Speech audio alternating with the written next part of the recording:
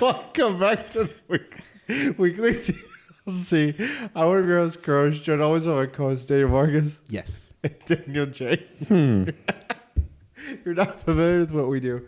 We come to you each and every week from podcasting services of your choice, whether they be Spotify, Google Play, iTunes, something else like Stitcher, was it FM radio, I think is another one we do. 2 tunes, 3 tunes, and 4 All tunes. of them, AM, FM, shortwave, long wave. Yeah. We're on there. Medium wave. Ultrasound. Yeah. We're on that too. So what we do is we usually talk about nerdy stuff. We cover everything in between games, comics, movies, pop culture, and everything that kind of catches in between all that stuff and more. Last few episodes, we changed it up. We're just going to, I think it's now just becoming like, what do we feel like? We're going to surprise the audience. What are we giving you? I don't know. Free car. No. Look under your seats. Hey, y'all get a free Yoda. Damn. I got one. No. And this week we're going to start with the topics, and then we'll do the chat after. I'll go first. Go for it. So my topic, we've had it on our minds. First episode is out. Yeah, taking over the world.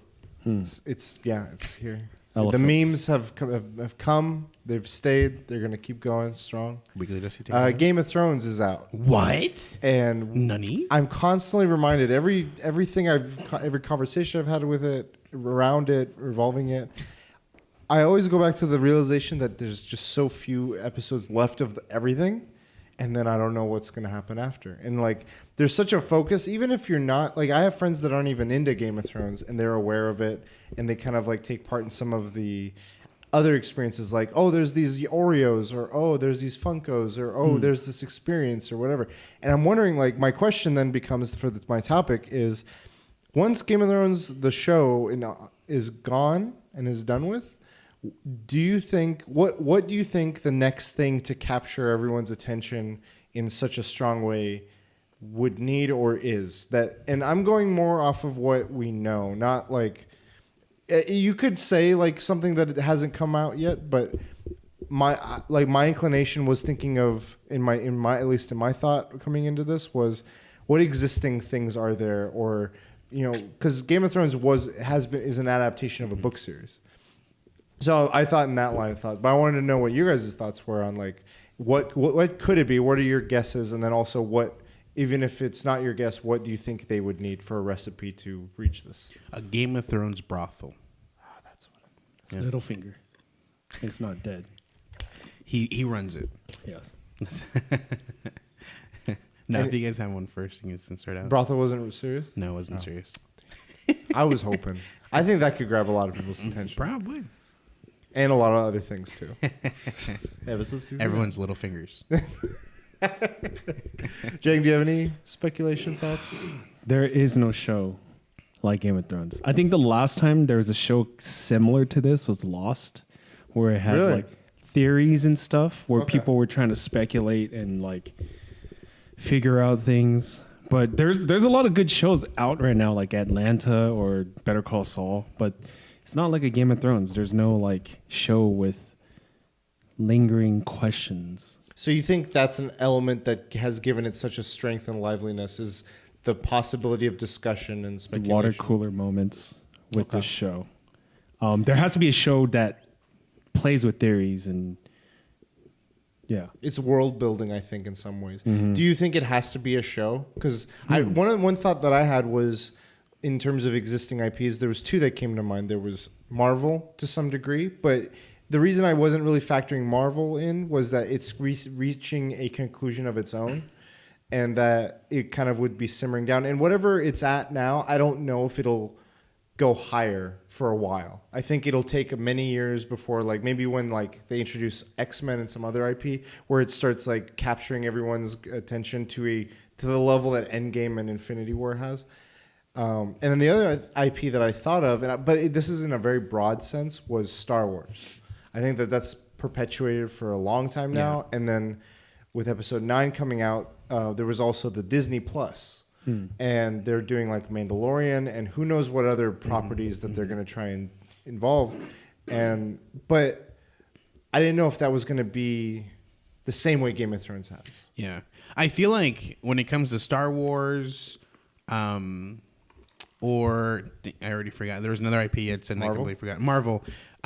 It's just been such a long-running IP that, at least with Marvel, we know it's going to essentially like reset, or it's going to start something new. Essentially, it could be within the same universe, or it could just like do kind of a reset after Endgame. Yeah. But I feel like people are into what's going on right now because they've already invested. They've already had the time spent watching 22 other films, that they're just like, I'm in it to win it at this point. I'm gonna finish watching Victory this. lap. Exactly. Okay. But once like that's over and they're like, here's a whole nother 22 episodes we're about to release. Like, you know what? I'm kind of. So I feel like Marvel doesn't have it. Same thing with Star Wars. It's just been a long running thing where like they're releasing like new things like video games, obviously like all this stuff that maybe the Mandalorian has a chance. I think it could set up things. I think what Jenks touches on is an interesting point where that gives it some legs. Yeah. Is the speculative nature of something where you can theorize or. Do you remember? I can't recall in terms of community and everything. Breaking Bad was that as widespread? People try to predict the ending, but that's the only thing that I could think of. I think, it wasn't to the level of this. You think? They only started try to predict it towards the end. Yeah. Well, the other show that I was thinking of for a while Game of Thrones was ramping up, like every season of Game of Thrones just felt like more people were just like, whoa, the stakes are getting higher. The scale is bigger. There was a show for a while that had that at some points even surpassed Game of Thrones, and I think that was Walking Dead. Yeah. In the earlier seasons.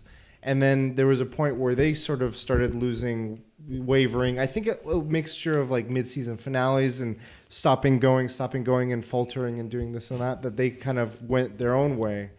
But that captured in a lot of ways some of that attention. I don't know. I was trying to frame it in the same way you've brought up, Jang, in past conversations of Fortnite and like what the next thing would need to like really strike this chord where everyone just is like on that but in a viewing sort of way. With The Walking Dead, I think they kind of did something that anime tends to do a lot, and they do filler. Like it's just literally stuff to like move on to the next point. Like it has no meaning. Like you can literally cut all that out and continue. It's like a on side with story. Exactly, and like there's no reason like this doesn't need to be there. And I think they've ran too much of that after like what was like season 4 was one of like the biggest ones they had. And after that, it kind of just started wavering away from what they had. They had like such a good formula. But yeah, I think that's such a good thing is that keep the audience guessing. Like keep it. I think something that the one with meth. Breaking Bad. Something that one didn't have was like I mean, people obviously they wanted to see what Walter's going through. But there was never an idea of like he's going to die because like he's the main character. It wasn't like a. I think there was. Yeah, you think they did that good of a job? I think so. I think I agree. I think when they learned, like I think around season 3 or mid season 4, they had announced how long the show will go for, and they stated a definitive end. And then the speculation became how will things come to a close. Right.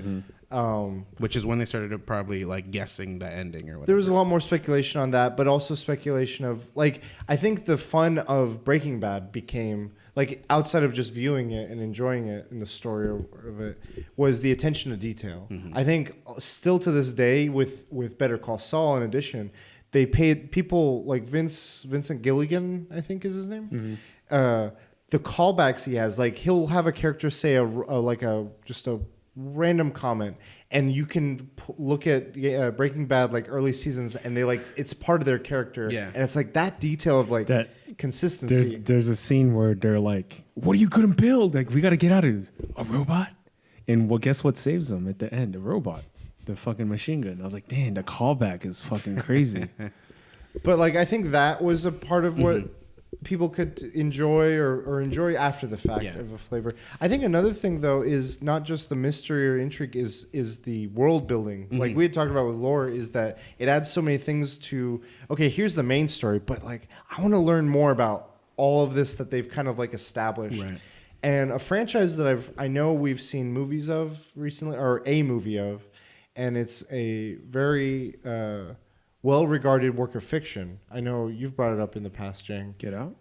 Dark Tower. Oh, okay. And they're coming out with a show for it, like very quickly now. They already have the main two people cast for the show version of this for it to come out. I wonder if that has the potential, depending on how they market it, depending on how long or short they keep it going, and the scale of which they tell the story, of maybe catching another wave of like just everyone's attention. I think if they're able, at least with that, if they're able to maybe toss in like throwbacks to every one of his works, you know, like, which is what the Dark Tower has. It contains, it's kind of weaves through. Yeah, right? So like if you're, you know, like if it's something like in the show, it just shows like really far away, you see like a clown, you know, or like, you know, you see something that characters in his stories. Is that how they tie it in? I mean, I don't necessarily know. Like, I haven't actually read it myself, so I just know that like everything's tied to this world building that he has. Certain characters that are in books show up in the Dark Tower. But not like Pennywise. He's in it. Oh, Not Pennywise, but the entity, the evil entity. Oh, I see what you're is saying. in it. So in some way, shape, or form, they're okay. But I think the way to get visually to get across that this entity is the thing that plays it would be showcase it essentially. Maybe. Or But I can see what you say. say. Yeah, I see what you're saying. But make it obvious for people to like make these connections. Like, oh shit, that's part of that book. Oh, that's part of that book. So you say the obvious part. I wonder. Do you think shows that or works of fiction or entertainment that give everything to you are hindered, or don't go as far as some of these other ones that they're hidden? I think the hidden factor adds an appeal to it because it gives people something to work for. Yeah. And then there's an appreciation for those people, and then those, like the theory of like this Littlefinger theory, for instance, for Game of Thrones. It's someone breaking down all these things and then showcasing a YouTube video of it, and everyone's watching this YouTube video, and this stuff happens. If that was just evident out the door, then there's no discussion. And I feel like that's where like a lot of the fun ends up coming from with a lot of this. And but at the same time, it's like if it's too hidden and obscure, it's like, why do I even care? Yeah. Like it needs to be of some level of like layered interest and like let put the breadcrumbs and stuff. I do think one of the successes of Game of Thrones is how well everything's written to the point where like anyone could literally die. I mean, there's a group of people that can't die together. Sure. I would say that, but individually, I think these people can die, and it doesn't. I mean, it affects the story, obviously, but it doesn't affect the end game to what the story is, which is getting that throne. You know, like if there's like as of right now, there's like three main people. We've got Cersei, we've got Daenerys, and I guess Jon Snow. He's not like physically trying to get that position, but People have backed like exactly fans and people in the show. There's these three people that like have a possibility with this throne thing, and if any one of them die, there's still two people that are conflicting with each other, you know, like that can get this, and many others spot. that are lower tier that are like eyeing it from afar. Yeah. So the chance that like people like even though they're the main ones that you're saying, the show has shown time and time again that have interest. Regardless of you being the main people, you could easily get eliminated or taken out of the another out one of the can picture. just rise out of nowhere, and we have the backstory for a lot of these, you know, like what's his face? The Greyjoy. What's his name? Theon could just randomly, like, out of nowhere, just be like, "I got the throne, bitch!" Like that could just happen. It's because we have so much of the history of every single of these characters. It's that world building, like you're saying. Yeah. But again, like they put themselves into such a good position that like these main characters can also die. These people that we're focusing on. So that world building that you touched on, how, if you had to pick, like just based on your perspective and your opinion, because I don't know when we can really say what if there was a clear, distinct moment. Yeah. When do you think Game of Thrones went from being like a successful show to a cultural sort of thing? When Ned died. You think that was it? Yeah. First Kill season. off the main character. The easy. I have to agree with them. And it was such a good, like, it's first season, and this happens on that Very last, unexpected. Like, it's such a big, like, it's a note to end on. Like, it's not even a cliffhanger. Yeah. Like, All you the know what YouTube the fuck videos happens. of that happening Yeah. too. We're like, my Ned. But they leave it open to like what happens next after this event. Sure. You know, that's like the perfect. It's not just like, it's not like the season ends with like a knife coming down on him. Like, no, it's just it. You know what does happens, it. and it goes and then on. it's like we built this world, and you have to figure out who the fuck is going to take over this spot. You know, like what's going to happen. That's a good point. Like they've done. I think. You know what it reminds me of? Have you ever seen a movie Executive Decision? No. Yeah. Steven Seagal dies in the first 5 minutes, and I was like, I thought this guy was the main character. That's what it reminded me of. You know, stuff like that. Like if they have a trailer where like it only shows Steven Seagal, like that'd be genius. And then it's just like, there's the movie. The other guys had the potential of doing that, and they should have done that. Because at the beginning of that movie, they market the movie to be like Mark Wahlberg and Will Ferrell are these buddy cop comedy. But at the very beginning of this movie, it shows The Rock and Sam Jackson as two cops that are kicking ass, like aim for the bushes, So and they just fucking die right there. they could have showed those two guys being the whole movie. But I don't know how that would work as on a movie front. I think there's a certain like people have a like, oh, I was misled, but in a bad way. I don't know. It's true. So that world building, I think it's something that the next one will have. Like for sure, the next success will have that world building. And what's funny is we've seen like, I would say, Walking Dead is set in like the real world, like what we would consider like now's time. Sure. Obviously with zombies though, which is like a fictional or a fantasy type thing. And then we have Game of Thrones, which is just a completely fantasy environment. Yeah. We have the Lost, which was another success, which was also set within like the regular time, I would say. Sure.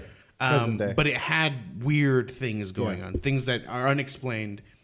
So we have two regular things, one fantasy. I would have to say the next thing would have to be, I think it's a completely different, like, it's either like sci-fi or, I don't know, like, I mean, Westworld could be the next one. It's already had a good success. I think that one goes too like far into the challenging stuff because they mess with the time stuff a lot. I would have argued that it would have been Westworld had only the first season been. But the second season just they did not. It was good. It was very like I gotta read into this or something. I think speculating on stuff we've seen teased or we've seen like, hey, it's in the works. A few of them that I could guess. I'm gonna just put a few stakes down and be like, this has a chance. This has a chance. I'm going to say the Dark Tower show has potential. Mm-hmm. I think the new Lord of the Rings world one has potential. It's a new show that they're bringing out on Amazon. Mm-hmm. It's set in the world of Middle-earth and Lord of the Rings, but it's 1,000 years before any of the events of the Lord of the Rings. But before, so like those events have not happened. So it's like a lot of people that are familiar with the Silmarillion are like, oh man, they're gonna like tell stories about this era of stuff. And if I don't know who's involved with the storytelling, but I think that is going to impact whether it's a interesting story or not. And then the other two things that one of them we were talking about before, I thought Why the Last Man could have been something that people get behind because it was a story that was told way before a lot of we're going through especially as a culture now. Yeah, the political climate is perfect for and it's crazy how like that was a story that was told 10 years ago? Yeah. I don't know, something like that. It's old. Like this story for those unfamiliar, Why the Last Man was the story of like one day all of a sudden everyone with a Y chromosome gone. Which is essentially male. Yeah. Except him and his monkey. Except, Yorick and... Two males. Yeah. And this includes every male, like, animal-wise, too. Mm-hmm. Yeah. Not just, like, everything, humans. Yeah. Except for these two. And then it's just, they go through this, you could say post-apocalyptic, but it just, you see how the world functions now without men. Yeah. And how certain things perpetuate and certain things change and shift and don't or whatever. And it was a very well told story over 11 to 12 volumes of graphic novels. Mm-hmm. I felt like it was very short. I remember reading it through super quick. Well, like when you have them, but like you're getting these issues you're waiting, once a month. Issues. And like to you, not even 12 issues, like what? It's 70 something, or 80. Oh, sure. Yeah. So that's what 80 to. It's a lot. That's a lot. Yeah. 12. That's 8 years. Yeah. 48. Yeah, it's about 8 years roughly. And that's if they're on it every month, and that takes time and effort. Anyway, so that story was a great story, and I think it would have had some interest. It would have had that Walking Dead element of like capturing people's like attention and having suspense, having world building, having this like cool stuff. But I like with anything we say, it's always that what if. Because I honestly thought like because it has to line up. Preacher had such an interesting like concept like this guy gets literally the word of God. You know, like he gets the word of God, and you're like, that's insane, dude. Sure. Like this is gonna get huge, and it's just it all depends on the network you got on. All depends on how to display the marketing, it. how the tone of the show goes. So like it's just everything has to match up, dude. Yeah. Like that had to be on HBO, Preacher.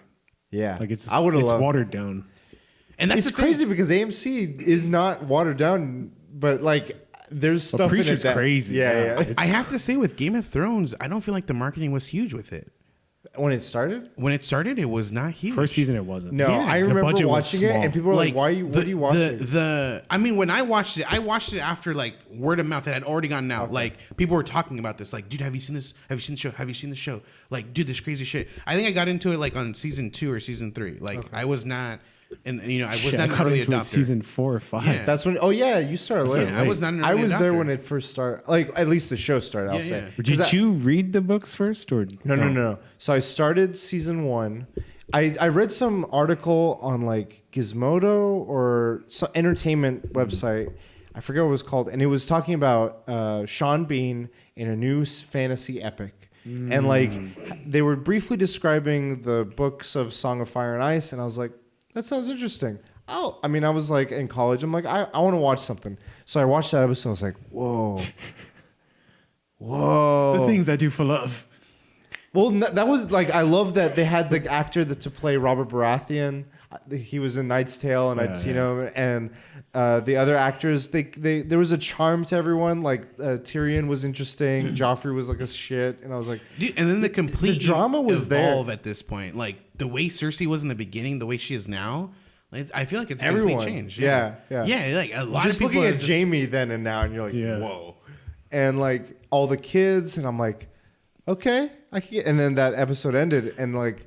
I was watching. So after 2 seasons, I'm like, I want to start reading these books. I can't wait a year. And it became an effort, and now I'm fucking on the books. I realized another thing that got huge is Harry Potter. Like, oh yeah, and that was movies. I would never. The books became a phenomenon. Yeah, the books became a phenomenon. But I think the books became a phenomenon during the movies. Like the first 1-2 movies made it more that kept the momentum going. You're right. Like but the books like had this like I don't think a book had that sort of. You talked about it once, right? So the guy that wrote this said genre fiction has a lot to be thankful for Harry Potter because it brought in so many readers to like genre fiction. Harry Potter brought more readers to books in general than like any book had at the time, or even now probably.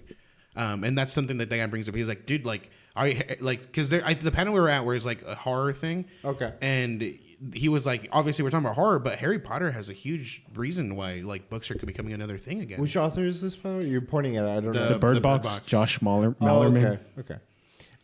You mentioned horror, and my last pick was Lock and Key as a potential. I hope it's good. So I feel like it could have. It could have the potential being at the level of Game of Thrones. I think, though, the way it gets marketed, it could be more... And I'm not saying this as a detriment. I think it's going to find a spot with people around where Stranger Things season 1 fell, where it's like everyone knows about it. It's common knowledge, but it's not like to that level. I don't know. I feel like there's a level difference between the two, but maybe I'm wrong. I think Stranger Things has... at least had in season 1 that big following. And that's the thing. Like, I mean, we talk about like Westworld. Westworld season 1. Oh my God, dude! I don't know how this can get any better, and it doesn't get better. At least for me, for season 2, it differed. It started polarizing people. And for season, and the same thing with Stranger Things too. Like season 1 was like, what the like? This is amazing, dude. And then season 2 is just, I don't know what happened. Like maybe it's a personal thing. I just couldn't get into it. Even if you can't, I'm just saying that I think season 2 found divisive opinions at that point. Season 1 was like united. Everyone was like, this is and like Game of Thrones, like or these successful like shows that like have multiple seasons in a row that are just successful. It's like, what do they do? Like, what is the difference? Like, it's still a story. You're still being told good a story. writing. Yeah. Because Breaking Bad season 1, I mean, it was good. It wasn't that good, but that show progressively just got better and better and better. And after season 4, I was like, they can end this. They can end this right here. And then they made it better. I was like, holy shit. And then people, I mean, you could agree or disagree, but like Better Call Saul, the idea of it came out and people were like, man, this is just a cash-in spin-off, side character, whatever. And like it does well. It's good. It's good. It's like quality. I mean, depending on your interest, I don't think it captured people's interest the same way. Bryan Cranston and Paul, what's his name? Aaron Paul, that like iconic duo of like two bad guys. I don't think this captured that public opinion, but as a show, it was still top-notch quality stuff. And which is why I feel like a sequel or like a spin-off isn't always going to be as successful as like it's. So the Game of Thrones prequel. Has that happened at all? Like, has a spin-off ever been more famous than an original thing? Like, I don't think that's been a thing. It doesn't mean it can't be a thing, obviously. I just don't see it happening for anything that's, like we're going to have a Game of Thrones spin-off. We're going to have like a prequel, supposedly. So the only reason I'm worried about it versus not being worried about why I mentioned the Better Call Saul thing is that was the same creative vision per individual behind it. Dan and DB Wise, those guys, they're not going to be behind this one, at least in the same creative way. I think they're in a higher level stuff, but that we saw I'll give you another example of when someone is at a high level but like separates. The first when episode 7 came out, J.J. Abraham. Then Rian Johnson comes out and it's very divisive, but J.J. Abrams sort of like overseeing this over 3 trilogy, and now he's come back for a third. Who's to say how the third one goes? But like, I think there's some like in terms of tone of like, regardless of how you feel about Last Jedi, the tone is somewhat different of how the presentation of stuff was. So I think that factors in the creative team behind whatever the content is. Yeah. So. Yeah, I'm curious. Maybe even that becomes the next big thing. Yeah. There was another thing I thought of. I do want like a new franchise, like Dark Tower would be a good one, or just something obviously that I'm just not aware of that's going to come out. Sure, soon. some new IP. Yeah. Lock I would and love that. Yeah, like another brand new one. That's good, man. If they get it right, that's the thing. Like, it's got to have that perfect formula. It's got to have like spice, everything nice. Chemical X. What's crazy is they casted the kid from the second pilot to the third pilot. Same kid. I've never been scared of a panel in a comic before until an issue of that, where it was not only the look of but like when you're flipping pages, it startled me. I was like, what the man, damn. Fucking Joe Hill, man. Good stuff. I hope for all of these shows that they, Yeah. Yeah. And the thing is, like, another scary thing, just real quick, is like longevity is a scary thing for a show. Sure. I feel Lost got a lot of interest, but it might not even be the longevity. It was. I believe it had a long pause because of a writer's strike. Yeah, the writer's strike really messed with it. And that messed with it. Like, it made people just be like, you know what, dude, I'm not gonna wait for this shit. I'm like, I was invested and it's done. Yeah. Wait, because of the writer's strike, didn't reality TV went up on a rise? Like, people made a lot more reality shows? I think Maybe. it did, yeah. Because it didn't require a writer. I think if that happened again today, streaming would go up. Yeah. Like YouTubers and streamers. Oh, man. It'd be like the takeover. Will we make our own Game of Thrones episode? Like, fucking, I'm Varys. I'm a dragon. Yes, Your Grace. Your Grace. Because you have no balls. I'm freezing my ass off. The last one I want to mention is I know HBO is working on a Watchmen show. Oh, yeah. I don't know how long they plan on doing it. Or it's HBO. What about Is it coming out? What this about year? platform? Yes. What about platform? Do you feel like there's a certain That can platform impact? Do you feel like the next big success, like what platform it'll be on? See, I'm going to be devil's advocate. I feel like a lot of people don't watch Game of Thrones. And it's because it's on HBO. I know more people. Really? I agree I with know you. more people who don't watch it than watch it. In my work, dude. But the thing is that they still know about it, and they still that impact of like, I don't watch it. Like I've heard more lately that I never heard before. You're right. Yeah. But like, I think more people. Yeah, I don't know. It's if I went up to a random person, I don't know, 20%. Which I think is so funny. I feel like HBO, like it's like a crutch for them because they're a premium channel. Mm-hmm. Like it's a crutch for them to try to make a successful show because it's the people that are watching, the people that are paying and watching a show. They're the ones who have to be vocal and talk about this show. Because again, with Game of Thrones, well, no, they are obviously with Game of Thrones, but unless they're not, that even a good show that just doesn't have a very local. It needs buzz. Vocal, yeah, it needs buzz. And even though a show can be good, it cannot have buzz. Right. I think that's what we were talking about with that water cooler stuff, where it begs having a conversation about. And I think because HBO is a premium channel, where obviously it's not available to everyone. It has a much difficult time. It's easier now, but before, pre-internet, it would have been. Yeah, pre-internet. Yeah, but I don't think I would have been watching Game of Thrones. If they just broke a record again. It's broke every season. They've had this. I know Walking Dead, 55 million pirated downloads. Yeah, 55 million. Yeah, but like the thing is, I think they also with Game of Thrones, didn't they create like their on the go thing? They didn't have it before. They didn't use it to create it, but like right. During the span of this show is when that got huge. That came out where it was a standalone. But I would argue that is a different conversation for streaming because streaming just became more and more of an a la carte thing, right, and stepped away from like cable networks. And now we're at a point like I was going to bring up with what you're saying of where were we going to see it? There could be like another 8 new streaming platforms by the time the next big thing comes out. Like there's so many different platforms now that I'm like. I think it's in the next 2 years. I think the next show comes out in the next 2 years. I think with Game of Thrones finishing, people will be looking for a new one, and I think it'll be within maybe even next year, within this year probably. Do you think? I don't know about maybe. I think this year. I think a success has to exist at one time. Like so with. I think something successful TV show wise, I think a successful show has to exist during there has to at least one has to be out there. Huh? That's popular. There's always some successful show. Right. No. Well, I mean current, at the time. So right now Game of Thrones is about to be over and something has to continue a success. There are many successes.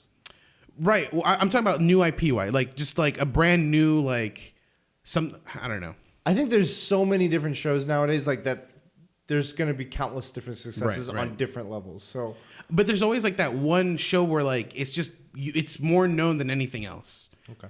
And Sunday has a hole. That's all. I guess technically you're right. If Game of Thrones goes away, when it ends, it's just one show that's already successful will start getting more buzz, and then that'll become the most. I don't know what's that. That's why I'm like, how will people just spread out to all their different everyone's got other favorite stuff and preferences, and will that have an impact in other ways, not just in what am I entertained by, but what people talk about? Will there be?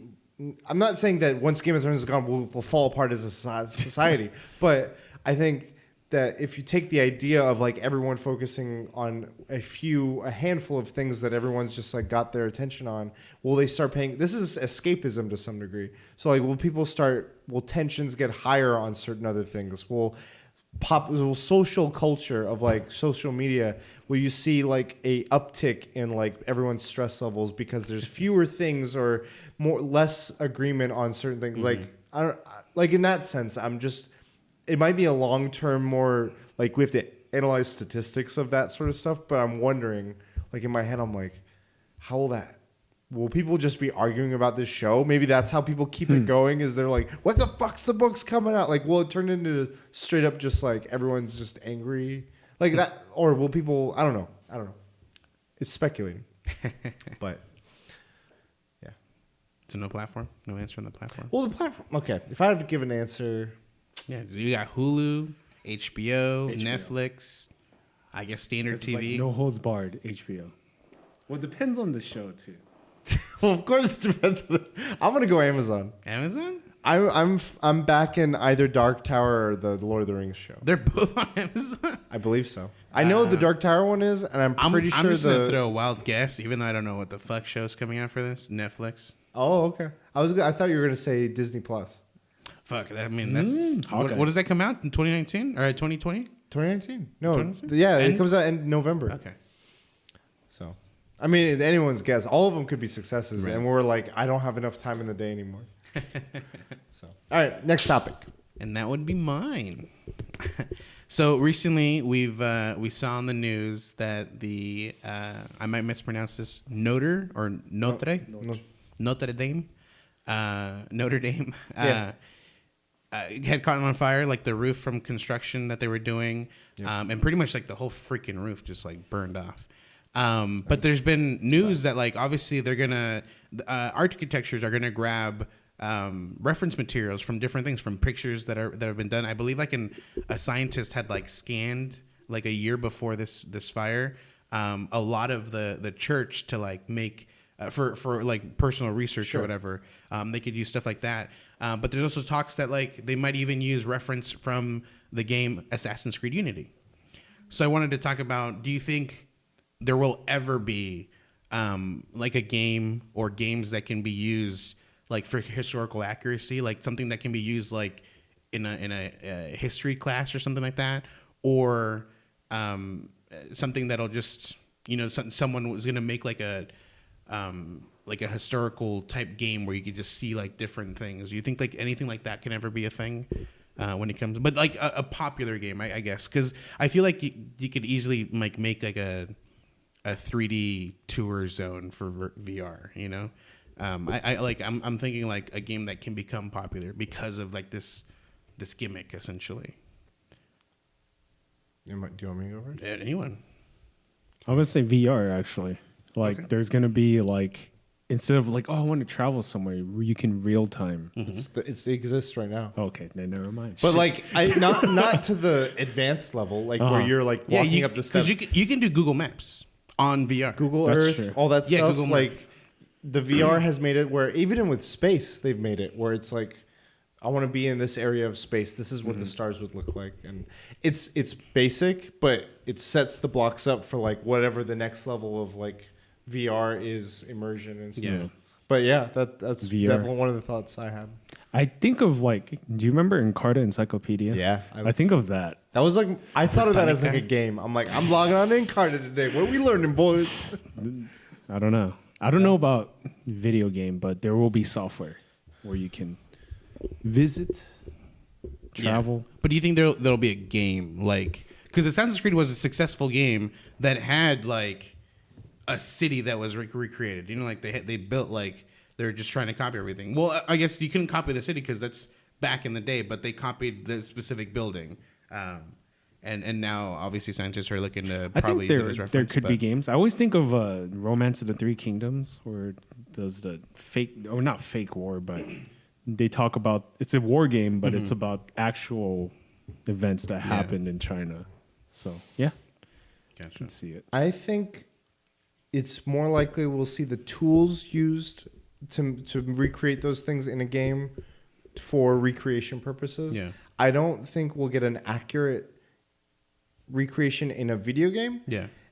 Because in that article you had sent, I read in the Verge article, which it references is the main source of the conversation.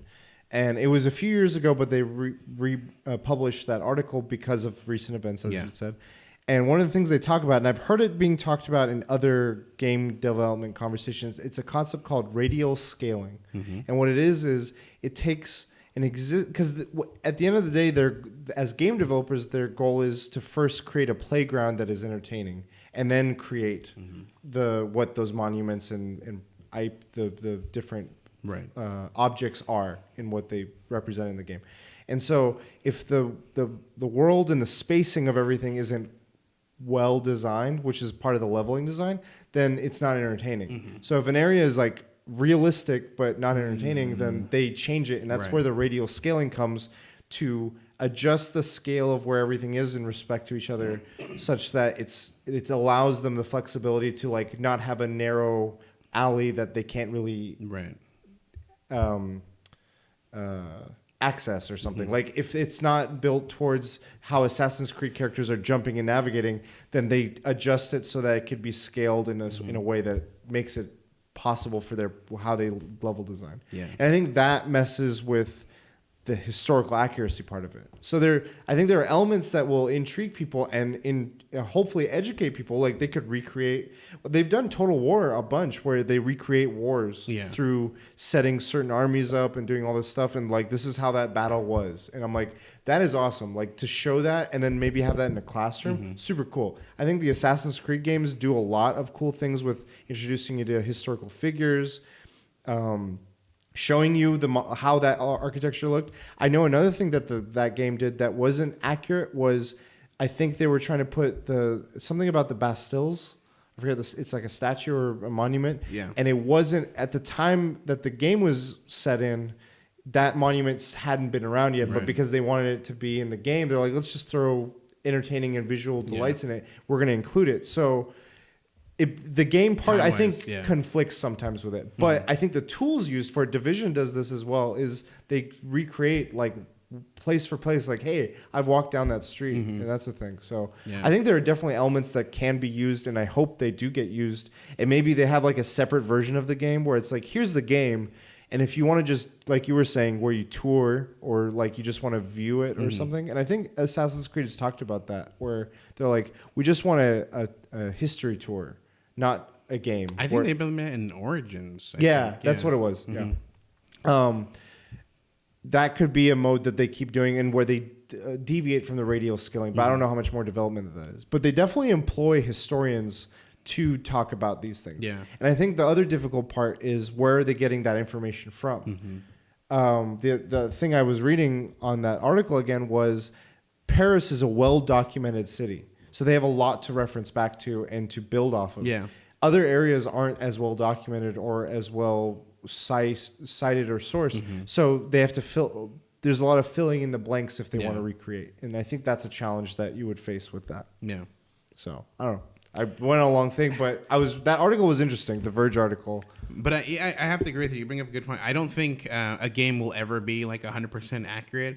But I think pick moments of it or certain ideas of it can be used as a reference for like a class. You know, like, hey, you know, this, like, I just feel like a teacher might have already done this with the recent events. Is brought in like a PlayStation 4, put in Assassin's Creed Unity, and just had kids literally just use the assassin character to walk inside this the cathedral and be like, hey, I want you guys to visit this spot because it's no longer going to be like this. You know, like this is. What this game depicts of the cathedral is going to be completely changed. It's going to be reworked, you know, since it has such damage from the fire. I hope that, I don't know if games will be the thing, but I hope something drives that where I think entertainment industry as a whole can drive a lot of technology in a lot of ways. Like we are constantly pushing graphics cards because people want benchmarks, not just for video games, but also just the tools video graphic designers need to make the next big thing or whatever.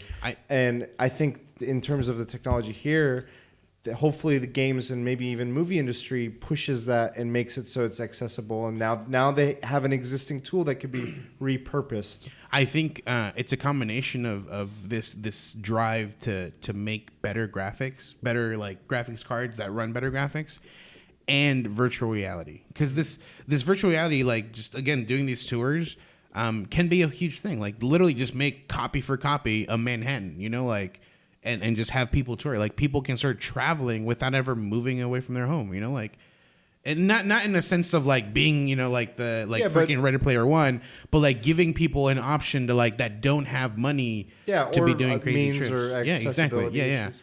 Like in that sense, or like just in the classroom for like, you know, just educational, you know, like I feel like Spider-Man was a game where I don't think they had the Twin Towers, or they kept the Freedom Tower, I believe, for the game. Like adding the Twin Towers and having that as something people can reference to when they play the game would have been really cool, you know, like, but obviously at the time it's just like, they don't want to do harm to this. Like they feel like disrespectful if they. I think another big challenge of this historical accuracy stuff is, when do you make it historically accurate too? Like if you have it set to every year, like that's a lot of data that you have to like input. Like, oh, I want, like, imagine like a Google VR thing is like, show me like 1930s the fucking New York. hologram on the holodeck of Star Trek. Yeah. That's what it is essentially. It's like 1923 ancient Greece.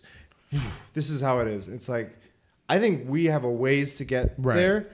It may be in our lifetime we'll see some of that, but something I wasn't even thinking of. I was not thinking of like a yearly. But like, thing. when do you pick? I was just thinking of one point in time. I mean, like, what? Who picks that time then? Right. Like, that's what I'm saying. It like could you be, mentioned that towers thing. I'm like, that depends on when you want to look at that. Yeah. That city. Right. And San Junipero. I mean, they don't show anything specific to indicate a time, but they talk about it being the 1980s. Yeah. I mean, that's a set of time, though. Like, that's not just one point. So, I mean, in that case, it narrows. But the purpose of that was different. It cuts it down less, though. Because when you're saying, like, yearly, like, that's huge. Like, 81, 82, 83, like, that's crazy. But if you break it down into time, like, 80s, 90s, yeah, but 20, like, then 2000s, what are you accurate to? Like, are you just trying to capture a vibe, or are you trying to capture the history? Yeah, I think the history. It really depends. Yeah, I mean, like is the Sistine Chapel up or no? Yeah. Is the Colosseum in ruins, or is it still going? Is what's it called? Pompeii around or not? Like, seeing that, like that. Those are things like Chernobyl, like these things before and after. Like, if you could see those things, like that technology. I don't know how you captured the before at this point, because it's not there. Yeah. I don't know how you get it. Or I see what you're saying. Yeah, it'd be cool. I think that would be like. I mean, it would already be cool regardless. But I think that would be like a whoa, like fucking moment. Like, I think a Google could do that maybe in 10 years after it's fucking got all our data. It's true. I mean, like, Google. Essentially, what Google does now is they take multiple pictures and stitch them together to make a current map. You could literally just be like arrow, and it's like, now I'm at this part of the street. But it even tells you, like, it has like a little timestamp of like 2018. Like, all right, this picture was taken in 2018. When? I don't know, just in 2018. You know, and then there's like a 2019, and then so you can like move into that picture frame. But yeah, I mean, that's that's a lot. Like, that's a lot of information. Holodeck, dude. It's a lot of information. I feel like there are places that can be recreated at any time because of like the fact of not any time, but like metropolis from like from one point on, the moment like people started using cameras like crazy, especially with cell phones. I feel like we can use a machine, an algorithm that just grabs all these pictures and literally stitches them together. All pictures taken in March 21st, 2019. Like, my thought is, how do you check that? Like, how do you verify? How do you capture a mistake? I don't know if that's something that even. How do you like someone? Captured. How secure do you make it? Right. If someone manipulates that, then it's like, oh, now this is showing people wrong information. Yeah, it's true. There's a lot of. At that point, it falls on the people that are creating this, or like or that are backing this project up. You know, like, you don't like if it's something like Bill Gates is like, hey, I'm putting a lot of money into this. You're just gonna, like, no matter what, because he's backing it, you're like, I am okay with this. You know. Yeah, but then, I'm saying there's security flaws. No, right. But like, there's a moment where like you kind of just, depending on the people going with it, you accept it as a whole, as opposed to like pinpointing things that are like, that's kind of weird. Like, oh, the fact that he's backing it, you're like, oh, cool, but he's picking a company that's been known to do flaws or whatever. That's where you're kind of like, I still think though, like, I know Bill Gates, I know Microsoft. I mean, we're going with this example. Yeah. Like, I know Microsoft, but Microsoft has its share of like issues and like no companies. I even think like Google, like no company's too not big enough for flaws of some sort. Right. Like, sometimes even the bigger you are, the more flaws you could have, the more opportunity for attacks. I don't know. It's a whole rabbit hole. I guess what I'm saying, there's a moment where like you don't question certain things, like even though it might be wrong. Like with Google Maps, we don't question it. Like, you just use it. I'll give you an example today where I questioned it. Like, I was surprised that I did. Yeah. I was being led down the freeway, and all of a sudden traffic hit a standstill, and I was right before an off ramp, and I was like, I need to check Google Maps, and it's telling me no alternative routes, no faster routes. It said, this is 30 minutes from this point here. Yeah. And I was like, what? I'm like, I'm going to take my chances. I'm pretty sure it's showing me, like, in terms of traffic jam or traffic flow, that this other route is clear. So I'm like, I think I can get there faster than 30 minutes. Like, and I did. And as soon as I did, then it showed me 10 minutes. Yeah. And I was like, normally you suggest the right ways. And maybe that's a thing where like they have an algorithm where they're not trying to clog streets up. Where it's a flaw? That's not a flaw. It is. It's a feature. It's a feature. It's a feature. It's challenging me to think. Think for yourself. Yeah. No. No, it's interesting. I wonder what they'll do. I don't know. I mean, you guys want to go to the next one? I think that's good enough. Do you have any final thoughts on it? I'm tired. Wake up, because it's your topic. Isn't that all coffee? No, it's water. He All opens right. it up and steam comes out. So what's your topic? Have you ever? So, there's two reasons why I came up with this topic. A while back, like my friend dumped her boyfriend because he like mounted something, but he didn't mount it on a beam, so the TV fell down. Fuck. I mean, that's not why she broke up with him, but that's like one. That's like one of the things. Hopefully, he doesn't listen to this podcast. But, that's like one of the things. Like she was like, dude, this guy just like doesn't know a lot of like. It's KY, things. isn't it? It's KY, isn't it? No, it's not. And then actually he knows the person. And another thing is my battery died on Monday, and I've never Your car battery? Yeah, I've never changed my car battery. And I just Ooh. watched. Never? I watched a YouTube video. I was like, oh, easy peasy, lemon squeezy. And then so I changed it. You're like, this is completely different. I was afraid of getting shocked. That was like my number one fear, but there's a way to do it. Yeah. Yeah. Negative So first, positive. my topic is name 3 things that grown adults should know how to do. Damn, dude. It's because of those 2 things that showed up. And it's funny. And I'll like, start off with, I guess everyone should know how to change their oil. And I don't change my oil because it's a hassle. And change your car battery and air filter. That's easy. I'm gonna add one to yours, So which is that I'll all 3 have of to your change things? mine. No, that's not all. I'll have to change mine, but also changing a car tire. Oh yeah, that too. That is actually number 1. That's actually. number 1, dude. That should I be live number with 1. tire, yeah. So the thing I'm becoming, because like, there's these newer, and I mean, depending on where you live, this won't be a big thing yet, but these newer, more complex cars, their systems involved are way beyond like what I grew up with. Of like, oh, here's the oil, easy fix, do this. I was just gonna bring something up because he says he looked at a YouTube video on how to change the car battery. There's a point where someone can have a brand new car, look at an old YouTube video, Right. and they'll open their hood of their trunk and they'll be like, it looks nothing like this picture. Because like my car, completely covered.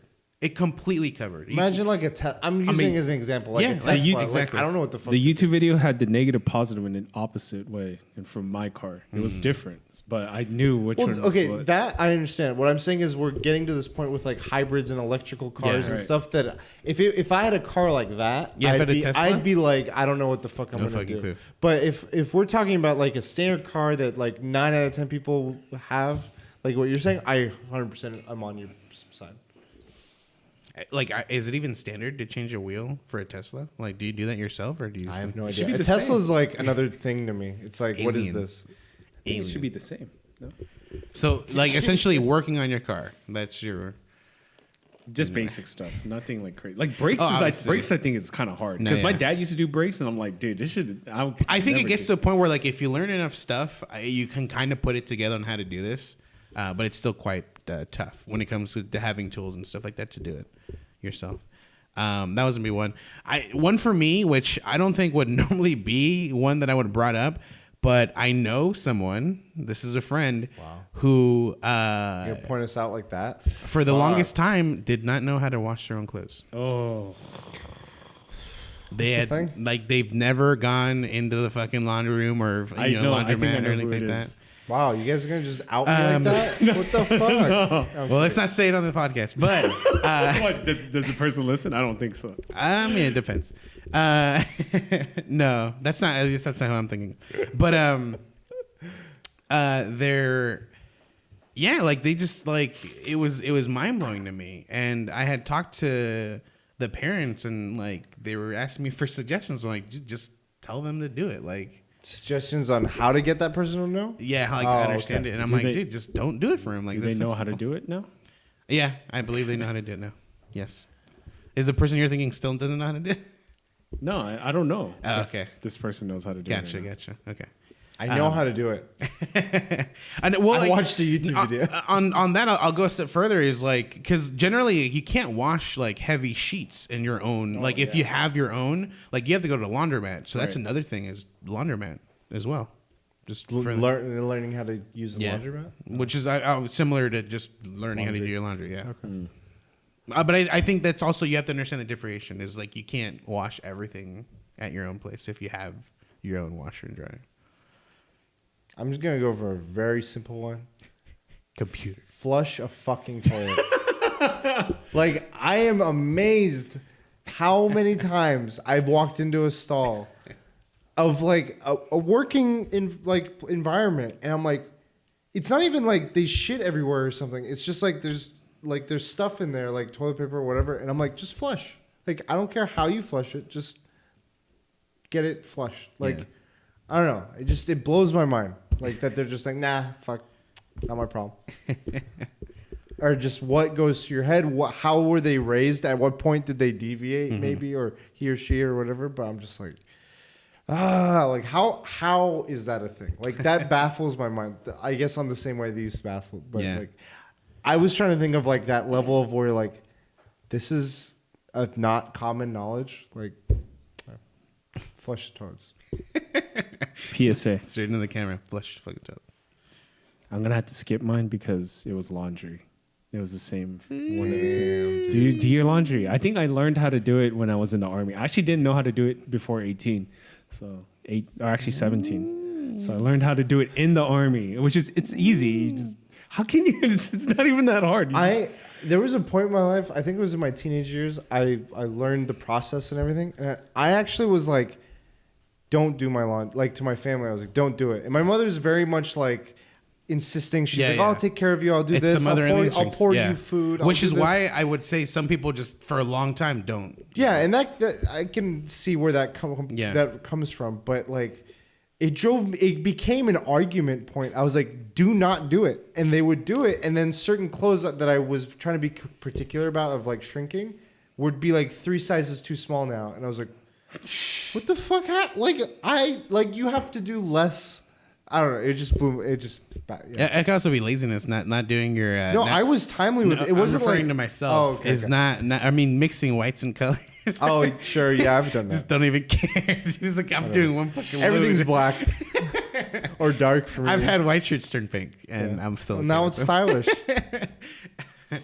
Another one is making your own fucking appointments, dude. Like dentist or doctor appointment, and this is something like you should be doing. Like I recommend like once a year going to the dentist, dude, because then you're gonna fucking lose teeth. I've seen people that I've talked to, and they're like, I haven't gone to the dentist in like 3 years. Yeah. It's like, that's gonna hurt. Ooh. So it's what happened to me. I hadn't gone in quite a few years, and I literally broke a tooth. Like it just it didn't break. It rotted from the inside, and it became so weak and hollow that it just broke off.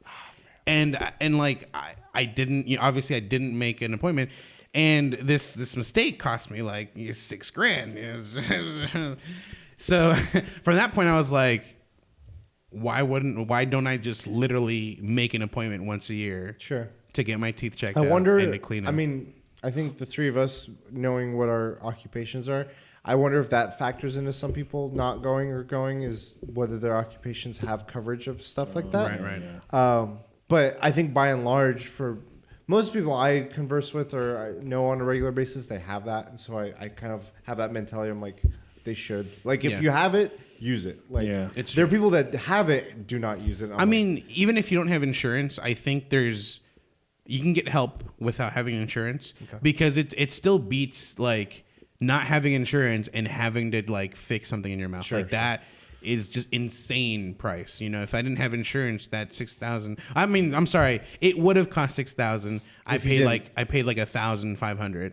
Okay. So like I would have been $6,000. Yeah, exactly. So if you get help and pay a lower amount once a year, you won't have to pay this $6,000 fee at some point in your life, kind of thing. So yeah, appointments and doctors too. Like your fucking health is important, dude. Yeah, go to the goddamn doctor. Which again, that really falls on insurance. Yeah, that's true.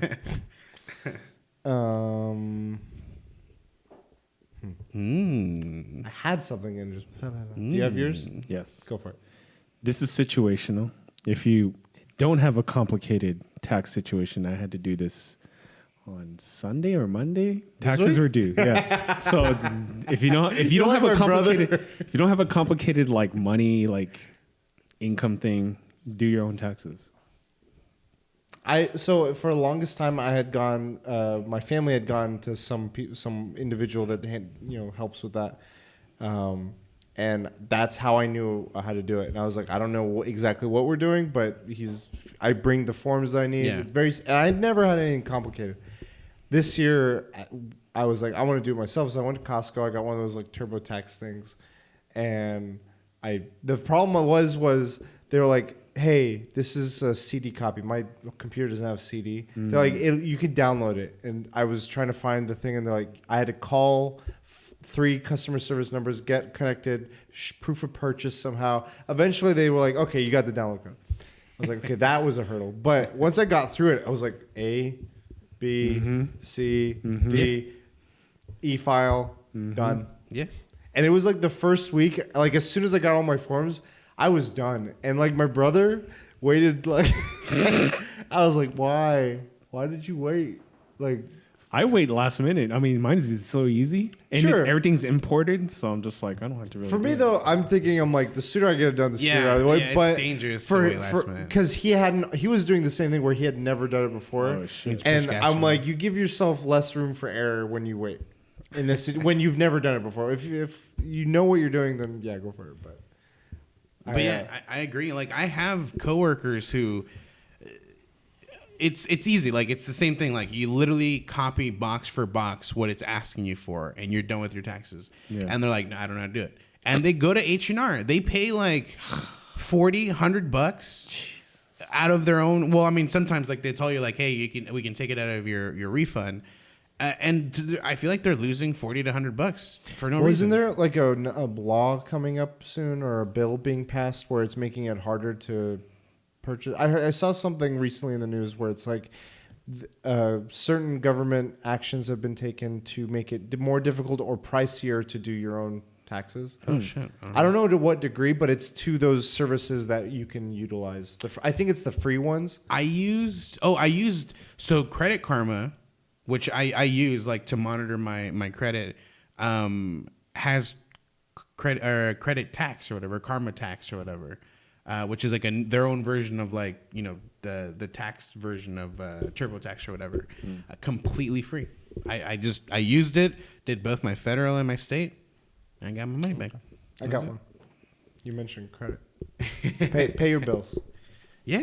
I think, not even like, it doesn't have to be in full. I understand that that's the ideal situation, but like people just ignore bills. Yeah. And I'm like, why? Like I've seen that. I'm like, I just put something in Water there. bill, electric bill.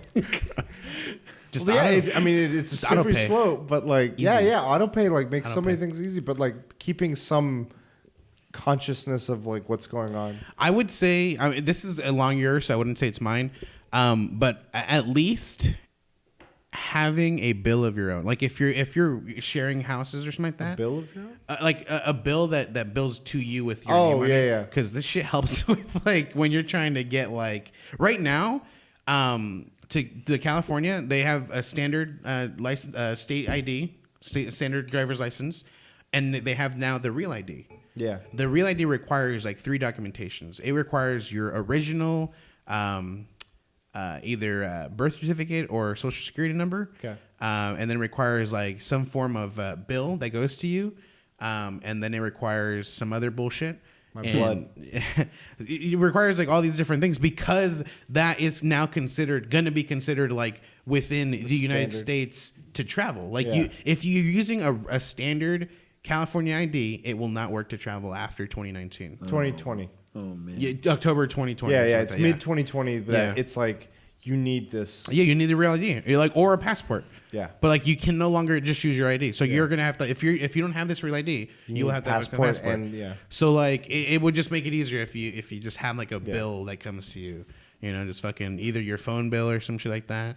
Paperless, I guess, and just print that bitch out or something. But Yeah, I just think keeping an eye on like if you owe bills or if you have bills, Don't forget to pay Um, him. shoot, I had one. I That's forgot. 3, you know? That was my second one because I skipped. I swim. Well, I have. You Oh, your no, third? I did my 3. Yeah, I skipped. You did your third. Fuck, I don't know. I had one. I completely. It's like I'm blinking it right now. If you want to go. I had one too. You go. All right, I'll go. Oh no, I had mine. You go. Mount the TV on a beam.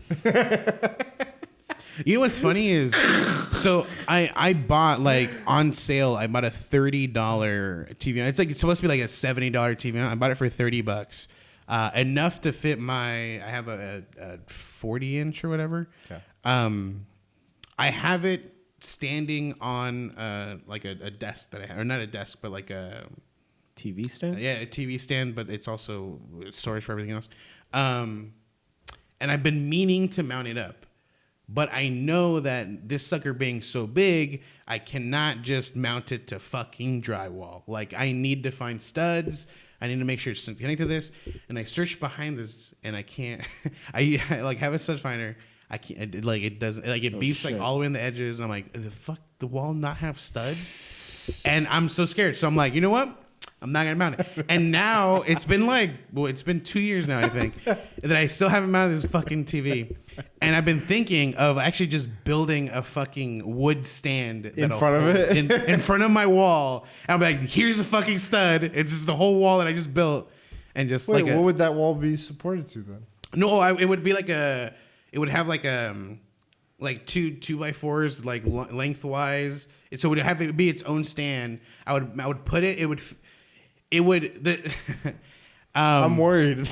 It would be like I've seen it done. Like I follow this guy who does like cooking videos, and he made one whole, like, he didn't make it. He literally did it like a whole nice wooden wall, and it just covers his real wall. And he actually mounts things on there. But and it's just, it has this, like, he makes 2x4 stands. Like, I don't know. So how does that work with cooking? Like, he's good at other things as well? He does a lot. Like, he redoes his kitchen all the time. Oh, okay. Because you said the cooking thing, like, that's a factor of, like, his expertise. Oh, no. Like, he has, like, 4 videos of, like, renovation or whatever, and it just shows that. Whatever. But, yeah, like, I just thought of, like, doing a small one just where I can have, like, just nail it, and it would stand on its own and carry the weight of the TV. That's just a fucking sidetrack everything, but... It gave me time to think of it. There you go. Perfect. Parallel park. Oh, yeah. Fuck, dude. I've seen videos. I know way too many people that I'm not going to say, but it's a challenge for some. And I will say, though, technology has spoiled me, because there's a few times where my, like, camera thing isn't working for reversing, rewinding, reversing. And I'm like, oh, shit, I got to, like, whoa, what? I got to look. Like, how do you drive like this? People turn their head to go back. I'm still able to do it, but it's like, I have a transition. Yeah, we've lost but, that. Like, yeah. I used to do that where I was, like, parallel parking on the street in my old apartment, and I'm like, man, this sucks. And I had to be, like, precise to get it right. Yeah. And I know people that are just like, if there isn't, like, 3 cars worth in front or behind them, they don't even try. And I'm like, what? What's crazy is that skill is going to go away.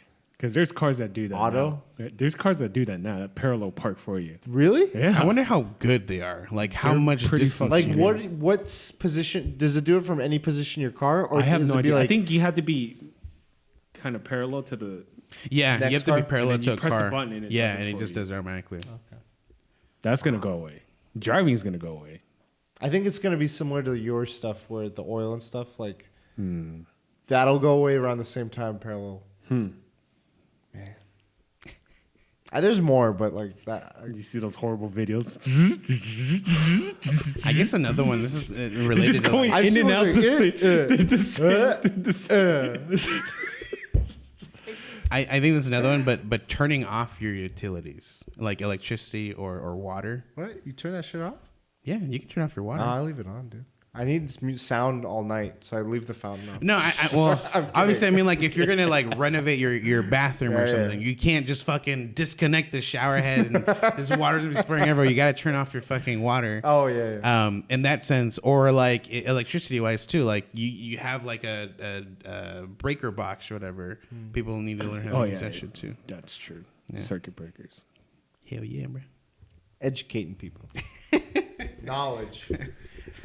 People need to learn how to beat fucking Cuphead in perfect runs.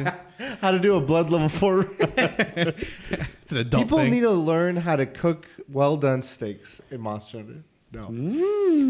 You know, one thing about steaks is people got to learn that fucking that red is not blood. First of all, like that's one thing.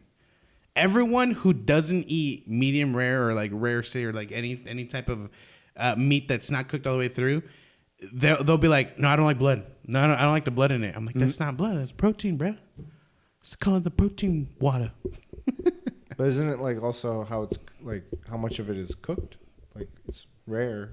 Right. But like when it's rare, it like they think that juice is blood. the juice is blood. I see what you mean. And they'll just immediately call it blood. Like, two of my coworkers are like, no, I don't like the blood. I'm like, the first one was not blood, whatever. And my parents, the exact same way, they burn the shit out of everything. Oh, my parents turned that shit into tar. Yeah. Oh, and that's how I grew up. I was like, why? Like, I don't want jerky. Yeah. And yeah, then you're like, the chicken's done. Like, no. Needs like another 2 hours. Like, extra well done. And I'll be like, can I just have it like medium well? Like, they'll still not like scold me for that. And I'll have it. I'm like, oh, there's some juice in this. Like, precious. What's so funny is like whenever we have barbecue cookouts, my parents like they leave steaks like even like nice thick ones they leave it there for fucking ever, dude. Like the top burns off. You have to like fucking shave off the burnt edges to get anything good. Completely dry. But those times were like I'll be like, you know what? I'm gonna take this one. It's already ready, and I cut it, and it's still not. It's not even pink in the middle. And I'm like, you can eat that. I'm like, what are you talking about? This is already completely cooked. Crazy pills. People need to know how to flip burgers. That's incorrectly done. I see. I did that in college, and I saw people. I had a classmate, man. This fucking, oh my god, it hurt watching him try. He'd be like, tongue out. Wasn't flipped all the way. I have a coworker who invited quite a few people to his place, and he's like, "Yeah, I'm gonna do barbecue, hot dogs. This is barbecue. This is what he thinks is barbecue." I don't know if he's ever used a fucking barbecue before, dude. So he's putting the hot dogs completely out of the package, completely soaking wet over the fire, closes the thing, just like fucking black smoke everywhere. I'm like, dude, first of all, they're wet. Don't close the thing. Leave it open. Just leave it open and just cook it that way. Just leave it open. And I literally cooked it for him. I stood there and I cooked it with him. And then after that, he was like, I'm confident in how to cook hot dogs. Thank you. And I'm like, I don't know. I'm not confident that you do. Yeah. Thank you. I'm worried for your house right now. Like, hey, at least it wasn't hamburgers. Shit. Fuck. Dude, it's so bad. Even with, so same dude, they had like a park party for, I believe it was his daughter. And they had one guy that was cooking them burgers. This guy, I guess his kids had like, they were like doing this they were playing basketball or something like that, and their game was over, so he had to go pick them up. And he literally calls down, he's like, can anyone take over the burger thing? No one said shit. And I think it's because no one knew how to like cook or barbecue or anything at all. And so I'm over here like just to guess no one knows, because I'm only know this guy, and everyone else knows each other. They're all like a church group essentially. And I'm like, I'll do it. And he's like, all right, cool, thanks, man. And they gave it.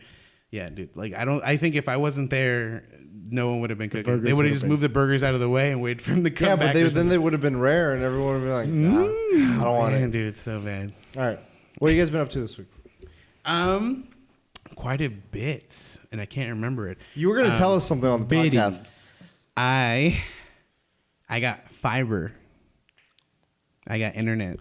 Better internet. Oh, I thought you got some fiber in your body. I can't. No, I thought you said like I got fiber in my body. Because like every time I want to say Google Fiber, but I don't have Google Fiber. I got AT&T fiber. You got fiber optics. I got fiber optics internet. Woo! So it caps around like 200. I mean, the plan is a 300 Mbps. That's it. But like I only get up to 200 max. Okay, that's good. Which yeah, dude, like I was like, I don't think there's enough like technology that can receive higher than that yet. Like on your computer, like and even now I can't.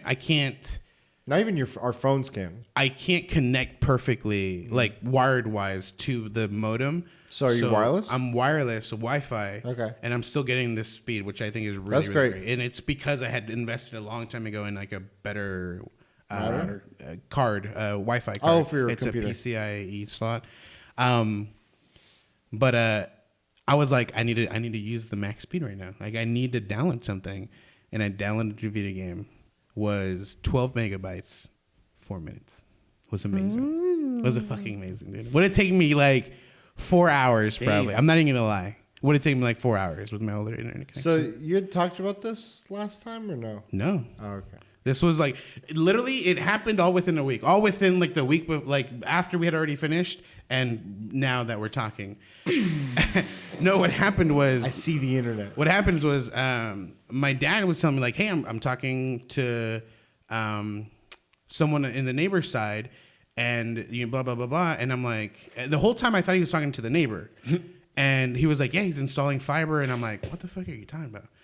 And then like I finally like questioned him like, you talked to the neighbor? You've never talked to the neighbor? He's like, no, I was talking to the guy installing fiber optics for the neighbor, and I'm like, wait, what?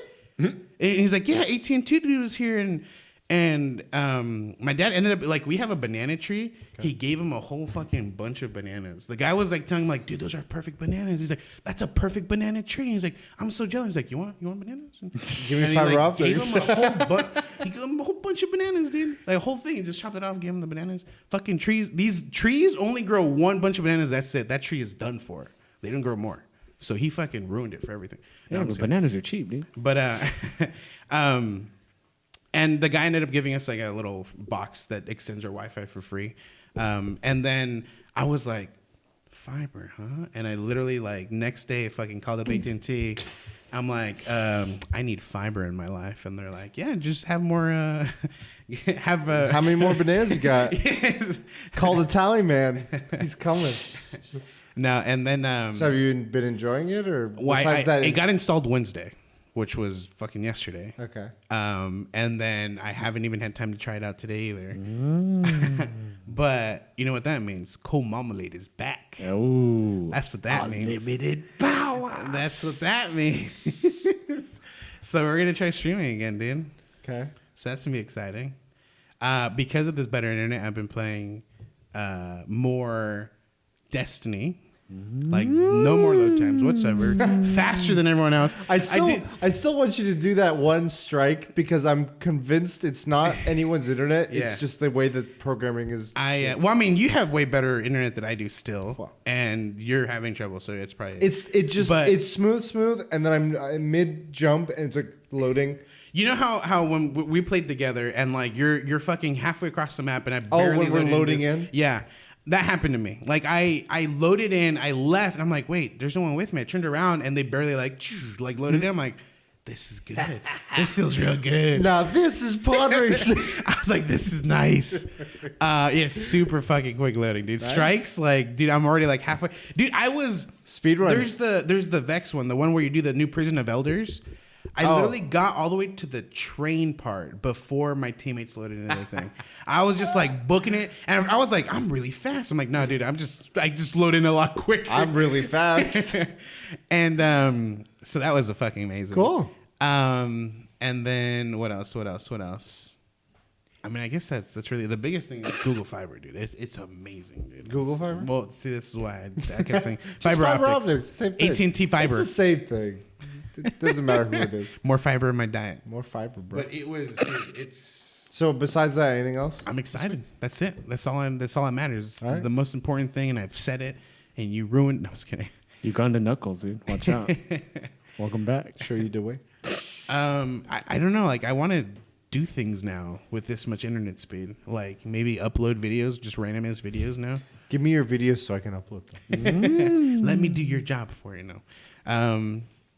Yeah, there's just things I want to do. I want to go back to just like uploading it to the drive and you downloading it off of me again. No, I don't want to. It still takes a while to upload on YouTube. I'll tell you that. I mean, it's like 30 minutes. What's your up speed, by the way? I'll have to check. But like, do you remember like what it was before? Like, did you ever check it and just remember a number? I don't remember off the top of my head. Is it over 100? I remember I checked, but it was good. Is it over 100? Sure. Okay. I can't say with any confidence. Right Damn it, dude. So yeah, like I can check and tell you when we get home. My download is around 200 Mbps. That's kind of like when it maxes out. My upload is around 150 to 200. It like fluctuates a lot between those two. But yeah, still like when I downloaded the game 12 megabytes. It was 12 gigs. It was downloading at like 20 megabytes a second. It was fucking amazing. So right now my internet is hardwired to my PS4 and my Switch, not my computer. That's the important part. Because the location of the outlet is over by where the TV is, whereas before the Cox like regular cable, that was by where my computer was and my other stuff. And it's just funny because like when I'm installing a game on my Switch, it's just like done. Yeah. Like Joker DLC for Smash, no wait in queue, just boom, done. Yeah. I do have to mention, like, at least with fiber optics, the guy was telling me that the smaller or the shorter the distance the cable has to travel, it's much better for you. And so we had the modem before at the front of the house in the living room. Mm-hmm. And the fiber optics box is at the back of the house. And so he's like, we got to do it right to the corner of the house and we have to bring it around. And I'm like, all right, well, we're bringing it in, like literally into like the dining room area, mm-hmm. essentially, which luckily we have the family computer there with like a nice corner area that just like makes it elevated higher out of the way. And I'm like, just put it there. And it's been perfect so far. Like where we had the modem before, we had like huge dead spots in the house. Mm-hmm. Now it seems like we don't have any dead spots. Like even my room being the furthest at this point from the internet, and my computer shows full bars when I'm connected to Wi-Fi. So that's good. I am super happy. Jay, what have you been up to? I played Fortnite and Apex. Dude, I'm actually not that bad. I mean, I'm not the best. But I still have like you can hold your own. My Fortnite skills. Like I can't believe it. I mean, has the game changed? Yeah, there's a lot of different things, and I don't know like weapon tiers. I'm not caught up, so like I feel like any drastic. Yeah, there's these weird ball vehicles. They're like fucking OP. Like I don't know how like a hamster ball type thing? Yeah. Have you gotten a Air Royale? I think right now they have a game type where you're only airplanes. Oh, and when you win, you get Air Battle Air Royale or whatever. Played some Cuphead today. Got released, and then Baba on the Switch. Yeah, Baba Is You. You finally played. Fucking game is hard. What do you think? It's hard, man. Do you like it though? Yeah, I like it, and I don't want to look at tutorials. I really want to figure it out. And it's like there was a few puzzles where. I even got Katie, I think I mentioned last time into this, where we're playing. I was playing, and then she was like, oh, at first the aesthetic of 8-bit, she's like, I don't like it. Like, it's old. It looks old. But then, like, as I'm playing, she just kind of watches, and she's like, oh, what are you doing? And I'm like, I got to figure out how to get here. Mm-hmm. And then she would start trying to do the puzzles with me, and she figured out a few things that I didn't even see, and then I figured out a few things. I'm like, it's like, you're the wall. And we're like, whoa. Baba is wall. Have you gotten to the puzzle where like roses is red, violet is blue? I think. I can't figure that one for the There was fucking one life where of it me. was like, is death, is win, and then on the side there was another is. And I kept trying to move it so that something is win, but it would always move like me or something else to the death first. Death was before win. Oh, and so whatever I'm trying to get to win that would fuck me up. And I was like, wait, I have to hold me. It was like I had to put you is you, and it would keep me as me no matter what else I did. Oh. I was like, fucking guy smart. And I feel like I'm barely in World 3, and I feel like it's going to get crazy. So I heard Jason Schreier on Kotaku was saying that like he had done like hundreds of them, and like it had just opened up. Like he's like, I thought I was a good chunk way through the game, and no, I was not. I'm like, fuck, dude, this is cool. Like whoever came up with all these puzzles. And then Sekiro. Easy bosses. Guardian Ape. Not that bad. People are saying that he's hard. And then there was another guy that on Twitter told me it took him 3 days to beat Giraffe Centipede. That's the guy's name. I don't know. It's weird. 2 tries. I was like, 3 days? What the? Different skill level. It's like, what the? But that Guardian Ape is definitely like Bloodborne. Like every boss felt like Sekiro, and it's a Sekiro style, but that Guardian Ape, you had to fight it like a Bloodborne style. And I wish I didn't know the spoiler of the head cut off, and dude, sick level boss design. That's such a good boss design. So Donkey's like funny video, the final thing is he faces that. He's like, yeah, I finally beat it. And all of a sudden he does that. He's like, no, what? And then the video ends. Oh, that's such a good design, man. That's what I was telling him. Like, I feel like not known that design would have made like his reaction so much better. Like I recently saw one where I think Twitch promoted it. This girl where it seems like she had a really hard time fighting his first phase, finally beats it, and she's like, "Fuck yeah!" Or she waited. She kills him, and she's like waiting, and then it says like Shinobi execution. She's like, I always fucking wait for the, and then it comes up. He's like, no. She's literally explaining that she waits for the Shinobi execution, and this one fucked her over. It was such a good reaction. Like I love that shit. It's like the Kite Man guy Oh, reaction, yeah. where that was an element of surprise for everyone. Even Madame Butterfly, when I thought I killed her, she had a second form. I was like, what the? After that, I knew Genichiro. After I was like, that's not as fun. He has another form after that. But the monkey would have got me if I didn't know about that. I was like, holy shit. And then we buy books. And we don't read them. We don't read them. The stack keeps on getting bigger and bigger. We buy flasks. We don't drink them. Oh, we drinking this, dude. Where's we drink and we know things. I want that sticker. Actually, I was thinking about it. The sticker? Yeah. It's a sticker. We drink and we know things. No, I drink. No, but you have a. No, I don't have it. But No, I'm saying the canteen. The actual Game of Thrones. It's at home. Dude, that shit Collectible. tastes. You like that tin tan metallic smell? But So oh shit! So I went to a fucking panel. She's like the Gary panel or what? for author. She at the book badass. festival. Oh, the book fair. Okay. So- Eres un chingón. Yeah, dude. I don't know if you guys ever been to an event where it's just all women. Yeah.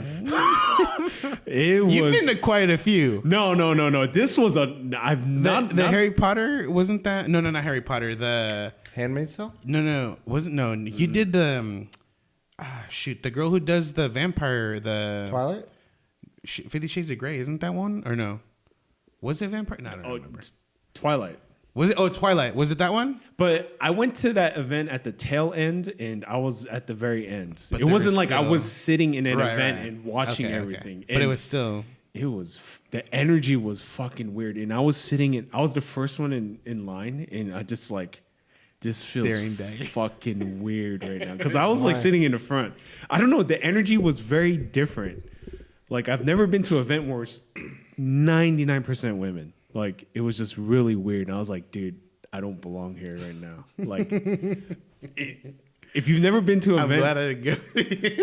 if you've never been to an event where it's just 99% women, I felt like I was in like Why? an Oprah audience. Like it was just really. Was it weird. just like the conversations, or It's just was it's it? just the awkward feeling. Like you're there and it just doesn't. You don't feel comfortable. Like it's just that feeling. I don't know. That energy felt weird. That's I definitely the only- felt uncomfortable, but because I've had moments both in like a panel. I did a Margaret Atwood panel. But there's still guys there. No, this was before some of the recent stuff. It was before Handmaid's Tale became a show.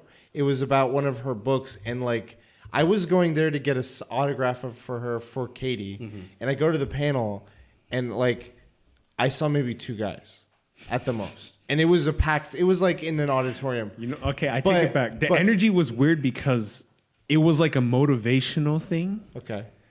And she wrote a motivational book, and that's what made it weird. And everyone's like all cheering, and it's just like, oh man, this. Was it motivational for things that you couldn't relate to? Maybe. No, I mean I could relate to it. Oh, okay. You can. This book is for anyone that's like she's a Gary V. She's like a Gary V. Oh, I see. But- She's the one that did the badassery thing? Yeah. I see. Yeah. The other thing I did to him, which wasn't a panel, but I think I can explain why. I know why it was uncomfortable. I went to these gym classes that were tailored more towards women's focused fitness. And the reason I say that is because during the workout, the instructor would be like, all right, ladies, let's work those booties. Oh, shit. And like, it was like a bar class. And I was like just going for like some cardio. And Katie was like, hey, let's do this class. I'm like, yeah, let's do it. Whatever. I'll join. Like and I go in. A pole. Or put your bag into it. But it was called bar, and it's like you're doing sort of like Pilates, but like mixed. The way the teachers were, like, it was all these women, and like they were trying to work on their like glutes, their thighs, and stuff. And she kept saying booty, booty, booty, and I'm like, booty, booty, booty. I don't.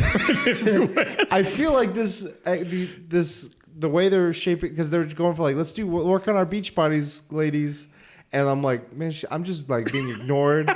I'm like, I feel not like in place. So in that sense, I felt Were you like in I the was front like, or out of? I was on the side. I was like, But because I was getting tired. Like they were hard work. You didn't feel out of place, like the fact that it was mainly women and you're like the only guy there. You felt out of place because she's only referencing the women when she's talking about this. because the workouts she was showing were geared towards a more feminine body, because they were like, oh, we want to work on our beach bodies, we want to work on the things that we want, like that she was trying to target. And I'm like, those are not things that I just wanted to like a workout and like a cardio, and I did things to the best of my ability, but I was like, that's still a hard class. But I felt weird, and I was like, maybe next time I'll just take like a cardio class or like a basic fit, whatever. A more manly event. Not just like a neutral. I even took Zumba, and there's a few guys in those classes, but that one wasn't awkward. I'm like, whatever.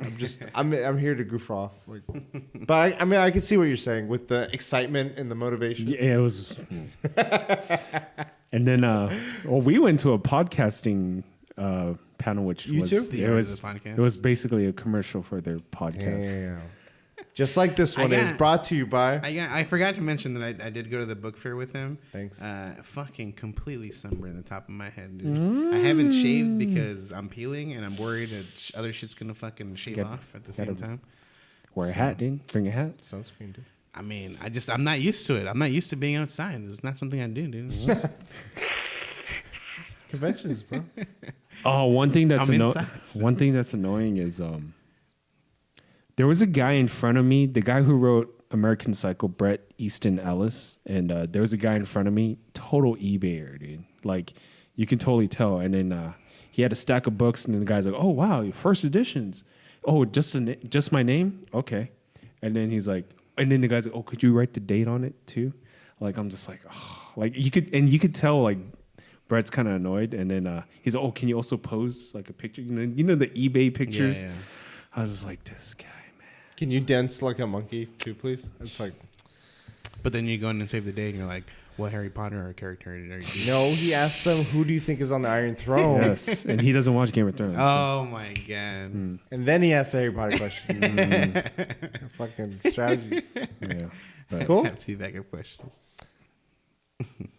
And then for me, been watching a few shows. What We Do in the Shadows, the movie from Waititi. Yeah. YKK. Taika Waititi. Yeah, I mixed up. It has a TV show version of it now on FX, and it's different people, but they're fucking hilarious, and I'm like laughing out loud in each episode. So the new up and coming show is what you're telling me. I don't know if comedy would be maybe. I mean, The Office captured many. Anyway, and Scrubs. And I mean, not Game of Thrones level. Let's not go back to it. And Parks and Rec. Friends was huge. Friends. I mean, bro, Seinfeld. like it's there. Seinfeld. Like, Okay, it's all there. fair. Huge. Yeah, I'm laughing my ass off. I love this show. And then another show that a friend of a show, recommended was Crazy Ex-Girlfriend on Netflix. Yeah. Oh, Rachel Bloom. I only like the only thing I'm enjoying out of it is the musical numbers. It is fucking hilarious. Like there's a guy who's like just some super white guy, and he's like an 8th Cherokee, so he's really heavily decorated his office like he's Native American. And like there's a scene later where he's just like having a few friends over, so he's prepping his apartment. And like all of a sudden he's like dancing like a rave song. He's like having some friends over. He's like, I don't know, it just breaks out into song, and it cracks me up. So watching that, I think today was the first day where I didn't have the energy to play as much Destiny as I usually do. I have to-do lists like every day. I know next week is a big week, and I'm excited for next week.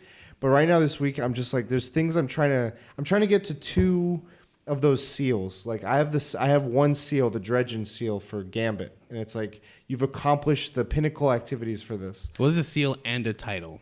This gives you a title, right? The seal gives you the title so that you can showcase in game, but you also get awarded a really nice pin. Seal. Like I took a picture of the Dredgen one because it looked legit. Do they display it on, like if you open up Blizzard or Battle.net, it has like, if you're on that tab for Destiny, it shows like 3. It shows that the Revelry is back or is available. Uh-huh. Then it shows like 4 or 5. They don't look like pins. They look like badges or like something. These? I think it's this. This is like the Dredger. Oh yeah, that's exactly what it is. Yeah. So it comes in a really nice case with a little letter. And then like it's like really well designed, really engraved, and like it's heavily weighted. And I'm like, I don't think I'll get all of them because there's just some that are like raid specific, and there's some that are like Crucible specific for the competitive side, and it's shit right now. But there's these 2 that I'm fucking close to, and it's one of them is like I hate it because it's not even do this activity and you get it. Like a lot of like the one of them is for just exploration, and it's called the Wayfarers one, and it's primarily collecting and getting items and loot from the initial game launch, and then from the Osiris DLC and from the Warmind DLC. Those 2 expansions had a lot of RNG tied to their loot. The Osiris one has you pick up the loot, and in order to open that loot, you have to do like a series of tedious activities. But if you did them, you would get that specific loot. The Warmind one has this, like all the hard stuff is like you get 1 a week, and then you're time gated till the next week, and you can get 1 other one, and it's guaranteed to be the next one. But then a subsect of that is just like some basic guns that I'm never going to use. The only way to get that is to farm for this 1 item, get 4 of it, turn it into this other item, find the location it tells me on that item, and hope that it drops a specific item that I could then turn in for a random chance at one of those 3 things I need. I needed this step just to get this item to random chance for the second one. That's random. So this is RNG right here. And then even if I get that, I can only get 1 a day, right. And that one gives me RNG for the pool of loot, and I have to get the one that I don't have of it. I'm like, how is this fun? Like, it's deflating me. Like, I'm like, it's the last thing I need for one of those 2 seals. I'm like, I don't know. The second one, it's doable. It's for the Dreaming City. What I was mentioning to you about the full curse week. Yeah. I need to get all those eggs and bones stuff, and I can do that. It's just I got to do it. So I haven't played as much today, but I've been playing Baba's You. And then fucking Mortal Kombat trailer got me way more hyped than I was already like, I want to play Mortal Kombat because I love Injustice. I love the way they've been doing story in these fighting games. And I just enjoy fighting games on a basic level. But like this trailer, they finally fucking put the classic music on it. Fucking Techno Syndrome. Mortal Kombat. And like, I was like, all right, you got me. I want it on my Switch so I could like just take it with me. I'm thinking if I can set it up, I want to have work because we have like once a year, like a fighting game work tournament. And last year was Dragon Ball FighterZ. But in between the tournament every year, there's nothing. And I was like, oh, it'd be cool because I'm learning more and more that there's a fighting game fandom of coworkers at my work. I was thinking it'd be cool if we have like,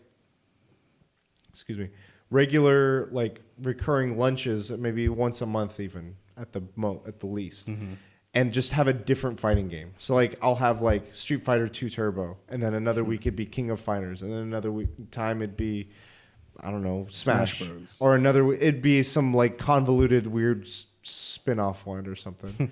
Because I don't know, just it's fun. Schoolgirls. Or the God one, the Jesus one, Fighter God. I've been getting good at it. Yeah.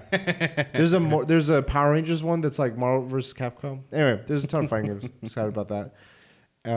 I did not see Shazam yet. I did not. I don't know if I will. It's just it's been so many times I've been trying to see it that it hasn't happened. I'm like, is it gonna happen? Just wait till it comes like a TV. I might, but we'll see. I think that's it. No.